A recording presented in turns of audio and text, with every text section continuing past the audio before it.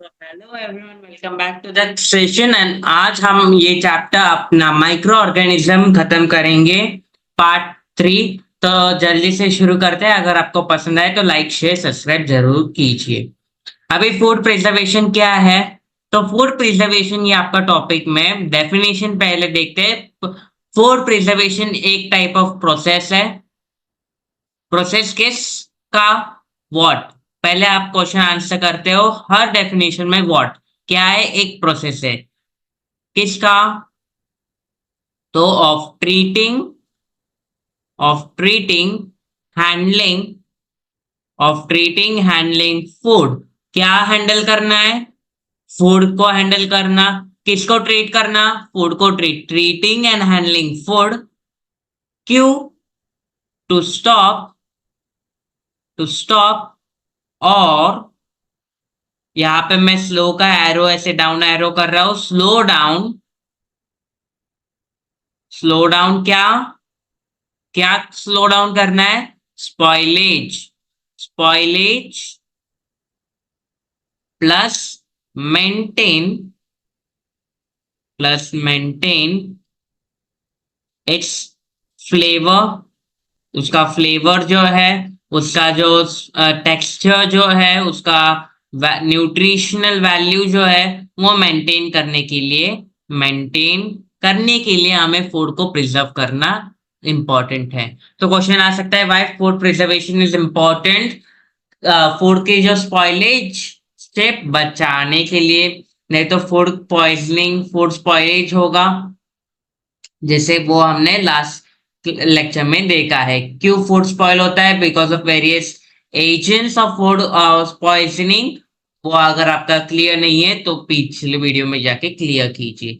तो food preserve इसलिए करना है क्योंकि it is because to slow down the spoilage and to maintain the flavour, texture and nutritional value. ठीक है। So it is a process of treating, handling the food to stop or slow down the flavor to maintain the flavor, texture and nutritional value. आगे बढ़ते हैं methods of food preservation. Of food preservation, तो food preservation के methods देखते हैं हम लोग। तो फूड प्रिजर्वेशन का फर्स्ट मेथड आपका है ड्राइंग और dehydration. Second freezing and refrigeration. Heating and cold treatment का। आगे है using common salt and sugaring, using chemical preservatives, using oil and vinegar, Canning and vacuum packing and irradiation. अभी एक एक हम उसका मीनिंग जो बता रहा है वो हम देखते हैं। पहले हम चालू करते हैं केमिकल मेथड से, केमिकल प्रिजर्वेटिव्स। तो केमिकल मेथड जिसमें प्रिजर्वेटिव्स यानी क्या, जो हम प्रिजर्व करते हैं, कौन से भी फूड आइटम को प्रिजर्व करना, प्रिजर्वेटिव्स कहते हैं। अभी आपका प्रिजर्वेटिव जैसे सॉल्ट हो गया,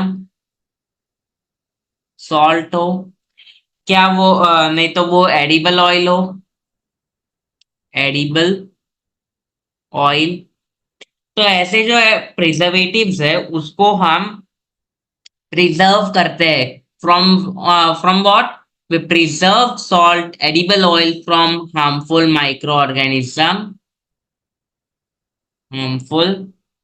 माइक्रोब्स से प्रिजर्व करते हैं। वी बाय कैसे? अभी केमिकल प्रिजर्वेटिव्स है यानी by using some kind of acid preservation के to prevent attack of microorganism, to prevent attack of microbes। यानी इस मेथड में हम ये जो एडिबल ऑयल है या सॉल्ट है, ये प्रिजर्वेटिव्स है, उसको हम हार्मफुल माइक्रो ऑर्गेनिज्म से प्रिजर्व करते हैं। हार्मफुल माइक्रो ऑर्गेनिज्म से प्रोटेक्ट करते हैं। कैसे? By using some kind of acid. इतना ही आपको याद रखना है। केमिकल प्रिजर्वेटिव्स है यानी एसिड का रोल आएगा, इतना ही। और एग्जांपल में सॉल्ट, पीकल या एडिबल ऑयल। आगे हम बढ़ते हैं प्रिजर्वेशन बाय कॉमन सॉल्ट यानी salt and sugar. This method is use to preserve meat. Meat जो आपका नॉनवेज आइटम होता है, to preserve meat, meat preserve करने के लिए, या फिश प्रिजर्व करने के लिए फॉर एजेस एंड एजेस, यानी जो मरीन एक्वाटिक ऑर्गेनिज्म होता है वो बहुत सालों तक हम सॉल्ट या शुगरिंग करके आइस बॉक्स में रख सकते हैं। They are covered with dry salt, यानी ड्राई सॉल्ट से कवर्ड विद ड्राई सॉल्ट। ये आपका सेकेंड पॉइंट होता है, covered with dry salt. Dry salt से कवर्ड होता है, which keeps a check, that keeps and check, एक that keeps and check on growth of microbes, on growth of bacteria। ठीक है, ये बात क्लियर है on growth of bacteria. Meat fishes को हम कवर करते हैं विद ड्राई सॉल्ट। किससे कवर करते हैं, ये बहुत इंपॉर्टेंट है, ड्राई सॉल्ट से कवर करते हैं। That keeps a check on growth of bacteria. आगे हम बढ़ते हैं हमारे नेक्स्ट टाइप पर जो है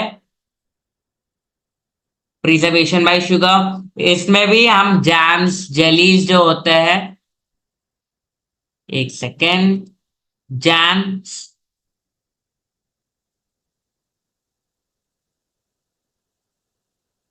पिकल, जैम्स जो होते हैं वो हम प्रिजर्व करते हैं। पिकल भी होता है एग्जाम्पल। जेलीज तो शुगर रिड्यूस, अभी शुगर मेथड से हम देखते हैं कि जो शुगर होता है मेरा, शुगर रिड्यूस करता है, काम करता है, क्या काम करता है, ग्रोथ ऑफ बैक्टीरिया। इसमें सब में कॉमन लाइन लिखो, मार्क्स मिलेंगे, growth of bacteria, growth of micro organism. तो sugar reduces the moisture content, ये भी एक इंपॉर्टेंट पॉइंट है। ये क्या करता है, reduces moisture content, moisture, reduces the moisture. आगे preservation by oil and vinegar. अभी this method is used for preserving again pickle, pickle preserve करने के लिए।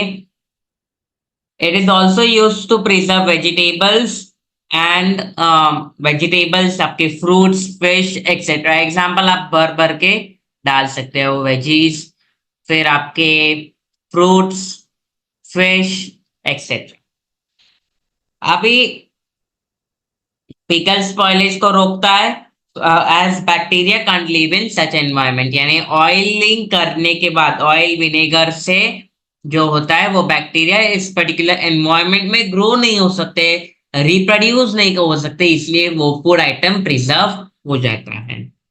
हॉट एंड कोल्ड मेथड देखते हैं। हॉट एंड कोल्ड मेथड में हम देखते हैं कि बॉइलिंग जो है आपका, मिल्क जो बॉईल करते हैं हम लोग बिफोर कंजम्पशन, आपने देखा होगा घर पे मम्मी बोलती है कि मिल्क को बॉईल करो और फ्रिज में रखो।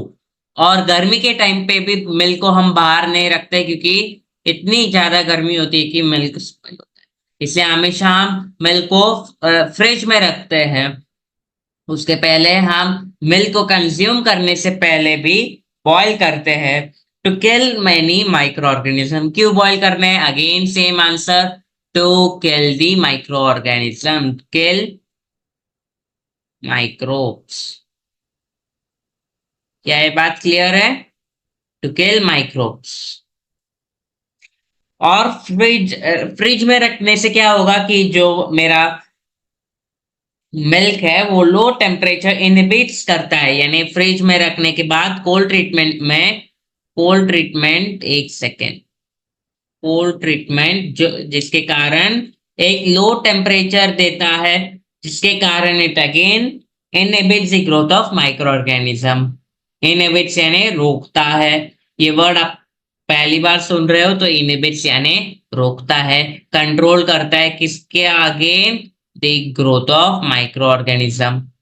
ठीक है, ये बात क्लियर है। हीटिंग से हम बॉईल करते हैं, माइक्रो ऑर्गेनिज्म मर जाते हैं, और रेफ्रिजरेटर में रखते हैं to store the food at the low temperature. Irradiation, irradiation यानी अब मॉडर्न मेथड है एक, मॉडर्न मेथड आप लिख सकते हो एग्जाम में, modern method to preserve the food, modern method to preserve the food, जिसमें food is expose to high energy radiation, radiation term दिख रहा है तो वही छापने का है, समझा? छापना बगल वाले से नहीं, क्वेश्चन से छापना है, पॉइंट से छापना है। तो छापने में आप क्या लिखोगे? फूड, एक सेकेंड, फूड जो है is expose at high radiation, ज्यादा रेडिएशन में एक्सपोज किया जाता है उस फूड आइटम को जो हार्मफुल माइक्रो ऑर्गेनिज्म को डिस्ट्रॉय करते हैं, ड्यू टू विच, यहाँ पे लिख सकते हो food expose to high amount of radiation, जिसके कारण माइक्रो ऑर्गेनिज्म को इट किल्स। अगेन यहाँ का पॉइंट यहाँ पे छापने का है, kills microorganism, point same ही है, कौन सा भी मेथड डालो छापना बस है, बगल वाले से नहीं, आपके कॉपी में से। जिसके कारण जो मेरे फूड आइटम्स है, फूड आइटम जो है वो लंबे कारण, लंबे पीरियड तक प्रिजर्व हो जाते हैं। अभी कैनिंग एंड वैक्यूम पैकिंग, यानी आप जो है आपका फूड एयर टाइट बैग में रखते हो, एयर टाइट। अभी आपने देखा होगा आपके जो रिलायंस का, रिलायंस स्मार्ट हो या स्मार्ट बाजार हो, डीमार्ट भी हो या बहुत सुपरमार्केट हो, तो उनमें आपको फूड आइटम्स या मोस्टली फ्रूट्स भी जो है एप्पल एक बॉक्स में पैक करके मिलता है, या अभी कॉर्न्स, ऐसे कॉर्न्स के छिलके निकाल के आपको पैकिंग करके मिलता है। ये क्यों किया जाता है? यानी to prevent the attack of micro organism, same, to prevent the attack of micro organism, यही पॉइंट छापा है हमने। जिसमें air is remove prior of packing, यानी जो एयर है, मॉइस्चर है, वो उस पैक से निकाला जाता है, एयर इज रिमूव, ये पॉइंट बस नया है, एयर इज रिमूव कब? बिफोर पैक, पैक करने से पहले एयर को रिमूव किया गया है, जिसके कारण वो फूड का लाइफ और बढ़ जाता है। आगे बढ़ने से पहले मैं एक एप्लीकेशन के और बढ़ना चाहता हूँ, जो है मेरा, कि आपने देखा होगा, ये भले ही आपको नाइन्थ में होगा, फर्स्ट चैप्टर में, बट यहाँ पे भी इंट्रोड्यूस ही कर देता हूँ कि have you observe lots of air puff in your chips packet, यानी आपके जो चिप्स पैकेट होते हैं, एक कंपनी का बस मैंने यहाँ पे लगाया है, तो उस चिप्स पैकेट में चिप्स होते हैं बहुत कम, हार्डली 10-12 ही आपको खाने को मिलेंगे, उससे ज्यादा तो एयर पफ होता है। तो एयर कौन सा होता है? एयर कौन सा होता है? जो एयर होता है वो हमारा होता है नाइट्रोजन, नाइट्रोजन भरा हुआ होता है। तो क्या है वो, चिप्स हमारे हेल्थ के लिए अच्छा है, नाइट्रोजन है, मर भी जाएंगे ना, बट नहीं मरते। ये नाइट्रोजन है वो एक हार्मलेस गैस है, हार्मलेस यानी हमें हार्म नहीं पहुंचाएंगे, नाइट्रोजन कंज्यूम कर रहे हैं बट नहीं, वो हार्मलेस गैस है, यानी एक protects, it protects food, protects food colour, food food item को प्रोटेक्ट करता है। Before your bag of chips was close inside the bag is filled with nitrogen, यानी बैग में नाइट्रोजन भर देते हैं, यानी एक प्लफिन होता है, यानी बहुत सालों तक दुकानदार वैसे ही रखते हैं, कोई खराब नहीं होता फूड आइटम, चिप्स, इसलिए नाइट्रोजन भरते हैं। आई होप ये आपको एप्लीकेशन समझा होगा, कि आपने देखा होगा कि आप देखते हो कि 5 रुपए का चिप्स तो है, बस मिलते हैं एक आध दो चिप्स का लेस, चिप्स खाने के लिए, ठीक है। अभी आगे देखते हैं अपना नेक्स्ट मेथड जो है ड्राइंग, ड्राइंग, और ये वही है कि अभी सन ड्राइंग, सन ड्राइंग जिसमें evaporation of water from the products, यानी जो आपके दादी अक्सर करती है, आपकी माँ करती होगी कि समर्स के टाइम पे, अभी समर्स के टाइम पे मिर्च जो है, लाल मिर्च जो आप देख सकते हो, वो ऐसे टेरेस पे जाके ऐसे रखते हैं, या पापड़ बनाते वक्त आप ऐसे छत पे जाके रखते हो, या बहुत ऐसे फूड आइटम्स होते हैं वो टेरेस पे जाके आपकी मम्मी या दादी ऐसे रख देती है, स्प्रेड करके, तो वो क्यों करती है? क्योंकि जिसके कारण वाटर उससे इवोपरेट हो जाए और सन के रेस की वजह से वो सूख जाता है। सन ड्राइंग इसी मेथड को कहते हैं। अभी यहाँ पे हम ये मोटा चैप्टर खत्म करते हैं, बट उसके पहले कुछ क्वेश्चंस है। Why does milk that comes in packet not spoil? क्योंकि इस प्रिजर्वेशन मेथड को हम पैस्चराइजेशन कहते हैं, यानी रेफ्रिजरेशन। पहले जो प्रोसेस है जिसमें मीट जो सॉरी मिल्क जो है मेरा, वो हीट किया जाता है। Milk is heated at 70 degree Celsius, approx 70 degree Celsius को बस 30 सेकेंड के लिए हीट दिया जाता है और सडन चिल किया जाता है, यानी डायरेक्टली इसको एक्सपोज किया जाता है, रेफ्रिजरेट किया जाता है, रेफ्रिजरेट किया जाता है, सडन चिल किया जाता है मिल्क को। और उसके बाद जिसके कारण और फिर उसको स्टोर किया जाता है, उसके कारण मिल्क की जो माइक्रो ऑर्गेनिज्म का ग्रोथ है वो यहाँ पे ही रोक देते हैं। अभी इसके ऊपर मैं और एक क्वेश्चन आपको देता हूं कि अगर आपने मिल्क को बॉईल नहीं किया तो आप उसको कंज्यूम कर सकते हो कि नहीं? घर पे जो मिल्क आता है, कच्चा दूध जिसे कहते हैं, वो आप डायरेक्टली भी पी सकते हो, क्योंकि उसको ऑलरेडी 70 डिग्री पर हीट किया गया है 30 सेकेंड्स के लिए, जिसके कारण उसके माइक्रो ऑर्गेनिजम्स मर गए। फिर से रेफ्रिजरेट भी किया है, उसके बाद आपने वो घर पे पहुंचता है with an expiry date in the packet, Amul का हो या कात्रज का हो या आपका गोकुल का हो, वो सब इन्हीं मेथड से पार होता है। तो आप उस मिल्क को डायरेक्टली विदाउट बॉइलिंग भी कंज्यूम कर सकते हो, बट हम ऑफन वो मिल्क को और एक बार हीट करते हैं और बाद में कंज्यूम करते हैं। और एक last question, list any three methods that are used for food food preservation. बस छाप देना है। एक ले लो, इराडिएशन ले लो। रेडिएशन एक्सपोज करता है, जिसके कारण क्या होता है, फिर से माइक्रो ऑर्गेनिज्म। फिर सन ड्राइंग ले लो, बहुत ईजी है। ये जो मैंने फ्लो चार्ट में एक्सप्लेन किया है वो ही आपको मोटा मोटा एक्सप्लेन करना है, कुछ नहीं है इसमें। बस ये 8 टाइप्स है। 8 टाइप्स में बस एक ही ऑब्जेक्टिव है, क्यों हम ये फूड प्रिजर्व करते हैं?